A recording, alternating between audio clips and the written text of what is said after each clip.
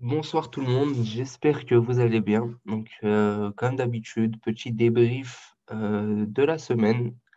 Avant de le commencer, j'ai envie de vous faire un petit point par rapport aux quelques semaines qui se sont écoulées. Enfin, on va dire surtout depuis cet été, parce qu'il y a pas mal eu de changements, de mouvements depuis cet été. Le premier, celui sur lequel vous m'avez le plus écrit en privé, c'est par rapport au Telegram et au Instagram Science Family. Donc après une bonne année et demie, j'ai décidé de stopper tout ça, tout simplement parce que ça me prenait pas mal de temps, que j'avais envie de structurer les choses différemment. Et surtout, dans ma roadmap, on va dire, j'avais pour projet de faire évoluer tout ça. Donc, la phase d'évolution commence maintenant, on va dire. J'ai commencé à prévoir tout ça, à prendre une décision sur le comment dans l'avenir. Ça ne veut pas dire que je reprendrai pas tout ça. Ça ne veut pas dire que je reprendrai pas un canal peut-être plus tard, ou du moins au minimum un Instagram plus tard pour partager du contenu, ou peut-être que je le partagerai sur d'autres plateformes, je ne sais pas encore. Mais pour le moment, on va dire que je vais me limiter au partage sur YouTube et aux messages en privé pour les personnes qui le souhaitent.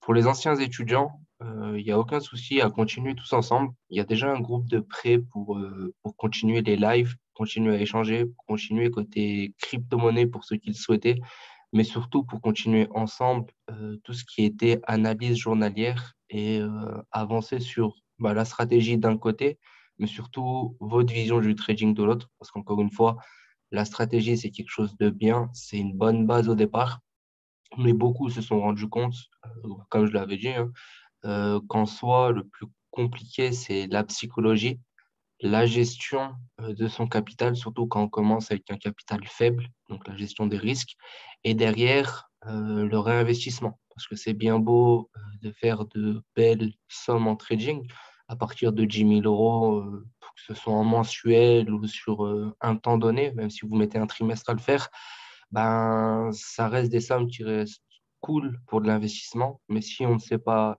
gérer ça, ou si du moins on le gère mal, bah, ça peut nous porter défaut et on peut se retrouver à perdre ce qu'on a mis plusieurs semaines à générer. Donc, en gros, pour ceux qui veulent aller plus loin et pour ceux qui sont toujours en contact avec moi, ben, sachez que j'ai mis un groupe en place et qu'à partir de la semaine prochaine, grand maximum, il sera bien effectif et on pourra très bien avancer là-dessus. Dernière chose, et ça c'est pour les personnes qui ne sont ni étudiantes, ni du moins ni anciennes étudiantes, ni ont été réellement en contact avec moi. Je vais vous mettre mes réseaux sociaux en dessous de chaque nouvelle vidéo postée sur YouTube à partir de cette semaine, euh, pour vous donner l'opportunité, on va dire, de pouvoir me contacter et de pouvoir être surtout en contact avec moi. Et dans les semaines à venir, je vous mettrai les réseaux sociaux de mes autres associés, parce qu'il y en a deux qui ont accepté d'être en contact avec tout le monde. Je pense que c'est tout. La dernière chose, on va dire, ça va être au niveau des publications sur YouTube, ou du moins des lives. Euh, la publication du dimanche sera toujours effective, donc c'est celle-ci. Et potentiellement une deuxième le mercredi, que j'organiserai soit sous forme de vidéo en direct, soit sous forme de vidéo préenregistrée, soit sous forme de live, où il y aura des intervenants ou du moins des personnes qui seront là pour échanger avec moi pendant le live. Et ensuite, eh ben, on vous postera ça sur YouTube et vous pourrez faire un retour. Une dernière chose par rapport à YouTube, n'hésitez pas à commenter pour me donner votre avis, pour me guider sur ce qui peut être amélioré ou du moins sur vos attentes. Et si des personnes souhaitent intervenir avec moi, mais bon, j'ai déjà quelques personnes en tête. Il y a surtout la personne à qui je le faisais à l'époque qui risque de bientôt être disponible de nouveau. Donc, on va pouvoir reprendre tout ça. Votre avis compte et ça me permet d'améliorer tout ça parce que j'ai pas vraiment l'habitude avec tout ça. Donc, j'en ai fini avec tout ça. On va commencer les analyses. Pour ceux qui ont suivi le live de la semaine dernière, c'était assez catastrophique au niveau du JPY. Donc, Euro JPY a continué à exploser. GBP JPY, pareil. On a dépassé la TH en monthly. que par là, on va se rendre compte que, voilà, ici et ici. Donc l'ATH a bien été dépassé. Enfin, je dis ATH, c'est pour que tout le monde me comprenne. Maintenant, c'est quelque chose sur du weekly, réellement. Hein, c'est les 2 premières semaines du mois qui ont fait capoter tout ça. Donc, rien n'empêche que ce soit simplement une mèche et que ça reparte à la baisse derrière. Mais bon, c'est pas possible d'être bon à chaque fois. Donc, j'accepte la perte, même si sur le petit compte sur lequel j'avais pris le trade, bah, je me suis quand même fait allumer. C'est pas grave, ça fait partie du jeu. Côté euro-USD, on est en phase de range, on n'a pas bougé de là en bas. Pour ceux qui ont suivi la prise de position à 15 500, ben on est en positif, c'est bien. Mais bon, pour moi, c'est pas vraiment, comment dire, c'est pas vraiment le top parce que sur la configuration actuelle et au vu des mouvements qu'on a eu ailleurs, bah, ça aurait dû péter un peu plus. Côté GBP USD, je vous avais annoncé en weekly qu'on allait potentiellement aller chercher la bande de Bollinger du milieu. C'est ce qui s'est passé. Donc, pour le moment, ce setup-là est bon. Et c'est là que vient le problème. J'en parlais avec les anciens étudiants. Euh, Bah, le souci, en fait, c'est que d'habitude, les GBP se suivent plutôt pas mal. Mais là, on a une décorrélation énorme entre notre GBP JPY et notre GBP USD. À l'heure actuelle, GBP USD peut continuer sa chute comme peut aller chercher des paliers un petit peu plus haut. On peut avoir une ouverture de semaine où il va chercher le 1,38, histoire de bien rejeter la trade line ici et ensuite se décider à partir, comme il peut aller chercher le haut du canal parce qu'on n'a eu qu'une seule touche dessus. C'est-à-dire que pour le moment, on reste dans notre inclinaison baissière et c'est quelque chose de très bien, mais on tombe dans une petite problématique qui nous dit que le prix peut continuer à grimper. Dans le cas où le prix continuerait à grimper côté GBP USD, ce serait cohérent avec notre euro USD. Là, je vous parle juste de fondat et de logique, hein, pas forcément d'analyse graphique. Ce serait cohérent avec notre euro USD parce qu'on a euro USD sur une très bonne base pour partir à l'achat. Il faudrait que je remette mes graphiques à zéro, ce que je vais faire maintenant. Donc, on serait sur une très bonne base pour un graphique, pour, du moins pour un setup haussier pour de l'achat. Euh, et donc, bah, on aurait un GBP JPY qui devrait continuer à grimper. Ce qui est un peu compliqué à admettre pour le moment, même si c'est déjà arrivé par le passé. On a l'exemple ici, hein, début septembre de l'année dernière bah, jusque mai, hein, donc sur une année, sur quasiment une année, on a eu un prix qui a explosé sans jamais retracer. Donc, on pourrait avoir ça. Ça tomberait aussi bah, pas trop dans l'absurde côté Euro-JPY, parce que sur Euro-JPY, on n'a pas encore atteint le plus haut. Et on pourrait se créer une tendance baissière à partir de maintenant, mais bon, ce serait tiré par les cheveux. Bon, ce serait tiré par les cheveux, mais je l'ai déjà fait. Je l'avais déjà sur le graphique. Je pense que c'est quelque chose que j'ai pris en daily. Ouais, c'est du daily. Donc, je suis un peu perplexe, honnêtement. Sur du long terme, je reste un peu perplexe. Il faut vraiment voir comment GBP, JPY, GBP USD plutôt va réagir pour que je me fasse une bonne idée de tout ça. Mais bon. Donc, sur l'ouverture de semaine, côté Euro JPY, donc je vais commencer par Euro JPY. Ce que j'ai sous les yeux, c'est. Je vais mettre headline il y a quelques instants, non? Ouais. Donc, ce que j'ai sous les yeux, c'est ça. Donc, c'est toujours le même graphique. Pas vraiment de nouveauté à ce niveau-là, hein. Le graphique reste le même, donc le setup reste plutôt cohérent. On a un rejet de notre trendline qui part du sommet, donc sur quelque chose de pas bête, enfin du moins pas très bête. Au niveau de l'endroit où on a rejeté, c'était la zone plus ou moins décisive qu'on avait par là. On peut l'aménager. Enfin, moi, je préfère mettre des ranges, c'est plus simple parce qu'on n'est jamais sur des zones très, très précises, hein. On a toujours quelques pips de décalage. Donc, moi, je noterai quelque chose de cette manière. Donc, rejet d'une zone plus ou moins intéressante avec un instit au-dessus et le 500 pas loin. Donc, un instit aussi, rejet des instits. Sur du daily, en weekly, on est sur quelque chose qui reste cohérent, c'est-à-dire une cassure, un pullback, donc une respiration après une début de baisse. On avait eu plus ou moins la même chose sur GBP USD et même sur GBP JPY finalement à l'époque. C'est on casse une zone, on vient re-shooter dessus et ensuite on se décide à repartir. Donc Euro JPY, je le verrai bien baissier sur le début de semaine. On va juste vérifier sur du H1, H4 où il en est. Donc sur du H4, on est en sortie de bande de Bollinger haute, on a une configuration qui reste acceptable, donc c'est bon. C'est pas comme si on était au milieu des deux bandes de Bollinger. Et en H1, bah, c'est plus ou moins pareil. Donc là, pour le moment, il y a tous les indicateurs. Tout ce qu'il me faut, on va dire, est bon pour me donner une potentielle baisse.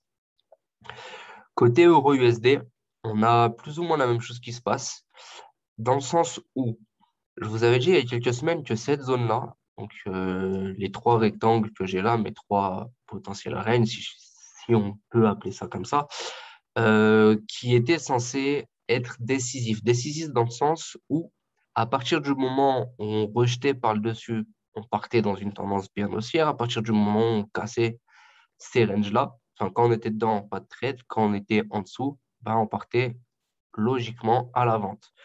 Au niveau de la clôture de la semaine dernière, on se rend compte qu'elle a pile été faite au niveau du plus bas, donc du 1.16. Et si on regarde sur du H1, on reste sur une zone plutôt haute des bandes de Bollinger. Et normalement, en H4, on va toujours être au-dessus. C'est ça, on est sur la sortie haute des bandes de Bollinger. Il peut se passer deux choses, c'est-à-dire un range dans cette zone-là. Mais bon, ça reste un range sur une centaine de pips quasiment. On est à 80 pips. Donc, non, si je prends le haut, on est à 100 pips. Donc, honnêtement, c'est assez pour du day trading. Prendre des 100 pips et s'amuser à faire de l'achat-vente, c'est correct.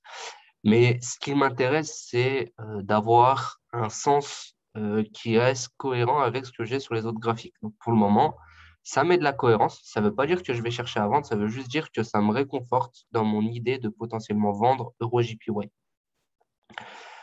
Mon GBP-JPY, bah, c'est exactement la même chose. Le seul problème que j'ai avec GBP-JPY, bah, c'est ce que je vous ai dit précédemment, c'est que c'est très bien d'avoir eu une sortie bien haute en monthly, donc avoir un marché qui a bien explosé et qui a dépassé le plus haut précédent. Mais on va pas se mentir, c'est pas la chose la plus cool qu'on ait pu avoir pour le moment, tout simplement parce que en dépassant ben, les plus hauts précédents, on ouvre la voie à un marché qui peut continuer à exploser. Et ça, c'est franchement pas top. Donc, sur GBP JPY, je vois un marché baissier parce que pour moi, ben, on était plutôt bon. Et au niveau de la clôture de la semaine, donc avoir clôturé sur un instit, ça reste correct, surtout qu'on l'a bien rejeté, l'institutionnel.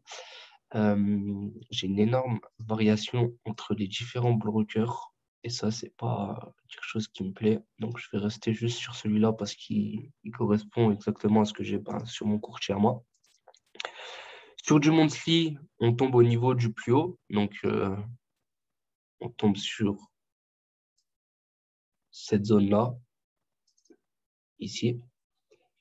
Donc, tant qu'on la dépasse pas, on est bon. Là, on a clôturé. Ouais, on n'a pas clôturé. On a clôturé pile dessus la semaine dernière. Franchement, à voir ce qui se passe cette semaine dessus. Bon, je reste sceptique. Donc, pour le moment, je vais pas me. Non, on a clôturé au-dessus. Je vais pas trop me risquer sur GBP JPY. Je vais préférer. On reste quand même en dessous de l'instit, ce qui est bien, mais je vais pas me risquer dessus.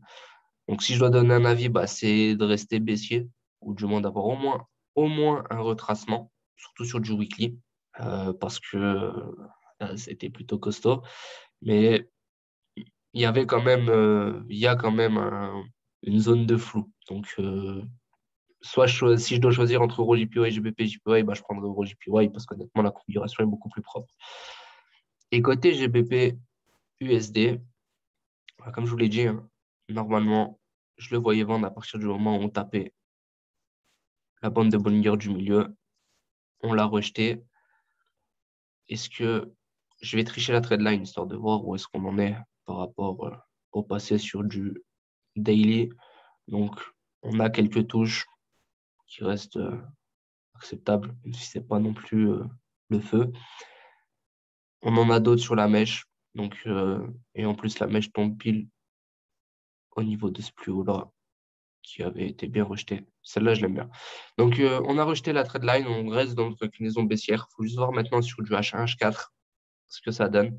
Sur du H1, on reste dans une configuration acceptable. On pourrait avoir peut-être un petit repli dessus.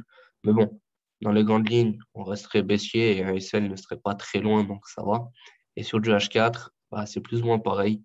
Donc, pour le moment, je resterai, enfin, je serai vendeur sur mes 4 paires. Et ça, c'est quelque chose qui m'arrange parce que dès que j'ai une corrélation totale entre ces paires-là, ou du moins des analyses qui vont dans le même sens sur toutes ces paires, bah, je peux me satisfaire de ce que j'ai et être confiant sur mes trades un petit peu plus que si bah, j'avais rien de corrélé. Donc, en termes de choix, je prendrais GBP USD, vente, Euro JPY, vente. Ça limite les risques parce que j'ai qu'une seule paire en GBP, une seule paire en USD, une seule paire en euros et une seule paire en JPY. Dans un marché un peu plus simple ou un peu moins capricieux, on va dire, en termes de graphique, bah, j'aurais pris GBP, JPY et Euro USD aussi. Mais ça double le risque à chaque fois parce que bah, 2 GBP, 2 JPY, 2 USD, 2 euros, ce qui est assez costaud quand on veut être safe. Et voilà. Ici, on a bien repris depuis ce que je vous disais la dernière fois. Donc, depuis le live, on a eu une belle hausse. Bon, quoi dire de plus? Bah, pas grand-chose. Tant qu'on ne dépasse pas le 500, on est bon. À voir. Pour être honnête, à partir du moment où j'ai vu que GBP JPY n'était pas bon, j'ai pas trop regardé les autres graphiques de la semaine, hein. Je me suis fait fumer, je suis parti ailleurs, j'ai boudé, on va dire. Mais ça sert à rien de forcer quand ça passe pas, autant lâcher le steak. Donc, Dow Jones, bah, on verra au milieu de la semaine ce que ça donne. J'ai pas envie de poser d'analyse dessus. Le gold, on a rejeté la zone. Donc, ça, c'est quelque chose d'intéressant. Je sais pas si je l'avais dit, mais j'ai probablement dû le dire. Mais cette zone-là, bah, c'est une zone d'intérêt. Donc, soit on est dedans et on ne traite pas. Enfin, moi, perso, soit je suis dedans et je ne traite pas. J'ai aussi ce palier-là aussi, ici. Donc, soit je suis dedans et je ne traite pas, soit je casse au-dessus et j'achète, soit bah, je bloque en dessous et je vends. Tout simplement, il n'y a pas besoin de trop se casser la tête. Pour le moment, bah, elle reste solide. Elle reste même très, très solide, ce qui est encourageant. Et on reste aussi dans le gros range que j'ai tracé. Donc, on peut ranger pendant longtemps là-dedans. Et pour le moment, bah, c'est ce qui se passe. Donc, à voir avec le temps. Mais on est plutôt cool. On s'approche aussi de notre zone-là. Donc, bah, ce sera fin novembre, ce sera le mois prochain. Mais on s'approche aussi de cette zone-là que je vous avais dit, qui pourrait être une zone clé pour la décision de la fin d'année. Donc, soit un marché très baissier, soit un marché très haussier. Dans un cas comme dans l'autre, pour le moment, bah, je reste bon. Et bah, ça me fait plaisir sur les grandes lignes. Même si je n'ai pas retradé depuis quelques semaines le gold, je reste content de ce que j'ai sous la main. Lui, il a continué à exploser à l'achat. Donc, bah, rien à dire dessus. Euh, à voir sur la suite. Mais encore une fois, quand le marché est capricieux, du moins quand ça ne se passe pas comme je l'entends sur mes 4 paires Forex, je ne vais pas me casser la tête avec le reste pour bah, limiter la casse, on va dire. Et au niveau du BTC, bah, pour le moment, ça se passe comme je le vois. Enfin, il n'y a rien qui me dérange, hein, comme je vous ai dit. Les gens commencent à s'exciter dans leur tête à BTC to the moon. Donc, on va avoir potentiellement un marché qui va forcer, peut-être même jusqu'à 65 000. C'est possible. Mais dans les grandes lignes, on reste bon. Le prix n'a pas clôturé en weekly au-dessus du 60 000. On verra ce que ça donne. Il reste encore quelques heures. Nous verrons bien. On n'a pas dépassé ni touché le 65 000. Et pour le moment, on n'est que sur le début du mois. On est le 17, il reste encore 13 jours pour finir le mois. On a des mois on a des mèches qui se sont fait en daily, qui ont explosé le marché complètement. C'est connu, hein. Enfin, c'est pas pas quelque chose de neuf, mais voilà, si on regarde ici, par exemple, 19 avril, on a perdu, on a perdu presque 10K. Enfin, même en soi, hein, entre le 13 avril et le 19 avril, on a perdu plus de 15K en l'espace de 5 jours. Ouais, même pas 3 jours, 4 jours. Ouais, plus ou moins 4 jours. Donc rien n'empêche que le prix fasse la même chose de ce côté-là. À voir. Pour le moment, je donne pas trop d'avis. Je préfère ne pas me casser la tête. Parce qu'encore une fois, c'est le genre d'actif où s'il explose, il passe à 66 000, mais qu'ensuite il descend à 20 000, ben, on va me dire, ah, tu t'es trompé de 1000 balles. Et dans l'autre sens, s'il se décide à partir à la hausse, ben, ou s'il part à la baisse maintenant, on va dire que c'était un coup de chance. Donc, disons simplement que mon plan reste le même que ce que j'avais annoncé l'année dernière. Enfin, l'année dernière, en début d'année plutôt. Je suis complètement à l'ouest en ce moment, désolé. Donc, ce que j'avais annoncé en début d'année avec un BTC qui ferait un très gros ATH, à un moment, il fallait un retracement, on l'a eu. Et pour le moment, c'est juste une hype de malade. Les gens sont encore en train de s'exciter.